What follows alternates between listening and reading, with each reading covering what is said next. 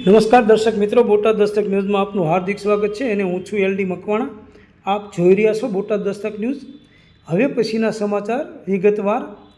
અમદાવાદમાં બાબા સાહેબની પ્રતિમાનું નાક તોડ્યું. અમિત શાહના વિવાદાસ્પદ નિવેદન વચ્ચે આંબેડકરની મૂર્તિ ખંડિત થતાં વિવાદ. રહીશો ધરણા પર બેઠા. આરોપીનો વરઘોડો કાઢવા કોર્પોરેટરની માગ.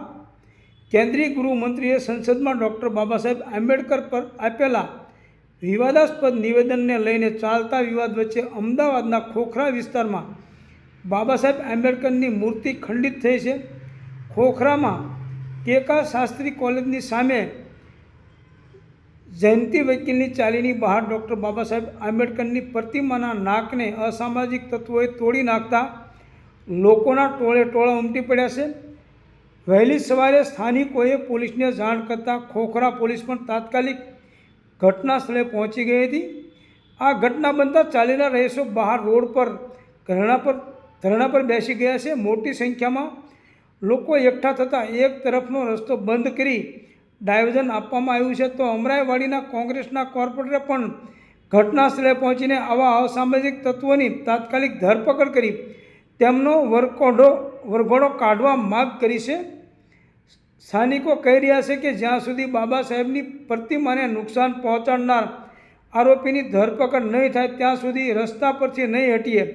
સાથે જ પ્રતિમાને નુકસાન પહોંચાડવામાં આવ્યું છે તે પ્રતિમા ફરીથી પ્રસ્થાપિત કરવામાં આવે.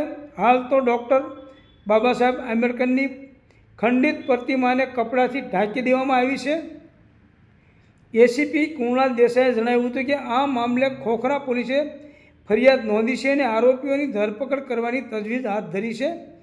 મળતી માહિતી મુજબ શહેરના ખોખરા વિસ્તારમાં કેકા શાસ્ત્રી કોલેજની સામેના ભાગે જયંતિ વકીલની ચાલી આવેલી છે. ચાલીના બહારના ભાગે ડૉક્ટર બાબા સાહેબ આંબેડકરની પ્રતિમા મૂકવામાં આવેલી છે.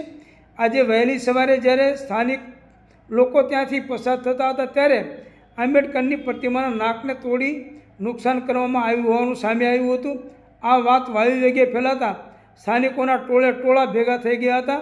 કોઈ અજાણ્યા વ્યક્તિઓ દ્વારા આ કાવતરું રચી નુકસાન કર્યું હોવાથી પોલીસને જાણ કરવામાં આવી હતી. આ મામલે ખોખરા પોલીસ દ્વારા અજાણ્યા શખ્સ વિરુદ્ધ પોલીસ ફરિયાદ નોંધવામાં આવી છે. આ મુદ્દે શહેર કોંગ્રેસ પ્રમુખ હિંમતસિંહ પટેલે જણાવ્યું હતું કે બાબા સાહેબની પ્રતિમાને ખંડિત કરવાનો પ્રયાસ કર્યો છે. સીપી સાથે વાત કરી છે. આવા તત્વોને કડક સજા કરવાની માગ કરી છે. બાબા સાહેબની ખંડિત મૂર્તિને જગ્યાએ નવી મૂર્તિ સ્થાપિત કરવામાં આવે. તેઓ દેશના સંવિધાનના પ્રણેતા છે. દેશવાસીઓની લાગણીથી જોડાયેલી છે. આ સાથે સીપી ઓફિસમાં પણ કોંગ્રેસ ડેલિગેશન આવેદનપત્ર આપશે. આ અંગે દિવ્ય ભાસ્કર સાથે વાત કરતાં અમરાઈવાડીના કોર્પોરેટર જગદીશ રાઠોડે જણાવ્યું કે ખોખરામાં જયંતિ વકીલની ચાલી પાસે વહેલી સવારે કોઈ અસામાજિક તત્વો દ્વારા ડૉક્ટર બાબા સાહેબની મૂર્તિને ખંડિત કરી શહેરની શાંતિ ડોળવાનો પ્રયાસ થયો છે. મારું એમ માનવું છે કે જે પ્રમાણે સંસદમાં ગૃહમંત્રી દ્વારા બાબા સાહેબ વિશે જે અપમાનજનક શબ્દો બોલવામાં આવ્યા અને તેમના વિરુદ્ધ ભારતમાં જે પ્રમાણે આંદોલન થઈ રહ્યા છે તે મુદ્દાને ડાયવર્ટ કરવા માટે ક્યાંક ને ક્યાંક હીન કૃત્યો આચરવામાં આવ્યું હોવાનું દેખાઈ રહ્યું છે. અમારી માગ છે કે તાત્કાલિક પોલીસ ફરિયાદી બને અને આવા અસામાજિક તત્વોની ધરપકડ કરવામાં આવે અને તેનો વરઘોડો કાઢવામાં આવે. રાજ્યના ગૃહ રાજ્યમંત્રી જે રીતે વિધર્મીઓના વરઘોડા કાઢવાના શોખીન છે તો તેમને જો બાબા સાહેબના સંવિધાનની નજરમાં રાખીને શપથ લીધી હોય તો એ સાબિત કરી બતાવે કે અમે બાબા સાહેબના સંવિધાનને માનીએ છીએ. મણિનગરના ભાજપના ધારાસભ્ય અમૂલ ભટ્ટ પણ ઘટના સ્થળે પહોંચ્યા હતા. સ્થાનિક રહીશોને તેઓએ ખાતરી આપી હતી કે 24 કલાકમાં આરોપી પકડાઈ જશે. સરકાર આ મામલે ખૂબ જ ગંભીર છે. રહીશોની જે માગ છે કે પ્રતિમાને ફરીથી પ્રસ્થાપિત કરવામાં આવે છે ત્યારે ફરીથી આનાથી સારી પ્રતિમાને મૂકીને તેનું અનાવરણ કરવામાં આવશે. આ કોઈ પક્ષનો વિષય નથી. બાબા સાહેબ આંબેડકર તમામ લોકોના છે. જલ્દીથી જલ્દી કાર્યવાહી થાય તેના માટે અમે રાજ્ય સરકારમાં રજૂઆત કરી છે અને પોલીસ સાથે પણ ચર્ચા કરી છે. તેમને ખાતરી આપી હતી કે આ મામલે ઝડપથી કાર્યવાહી કરી આરોપીઓની ધરપકડ કરાશે. ખરેખર વિધર્મીઓના વરઘોડા કાઢે છે અને ઉઘાડા પગે મારતા લઈ જાય છે અને ઉઘાડા પગે જે ખરેખર લંગડા ચાલતા હોય છે એવી પરિસ્થિતિ એમની કરે છે.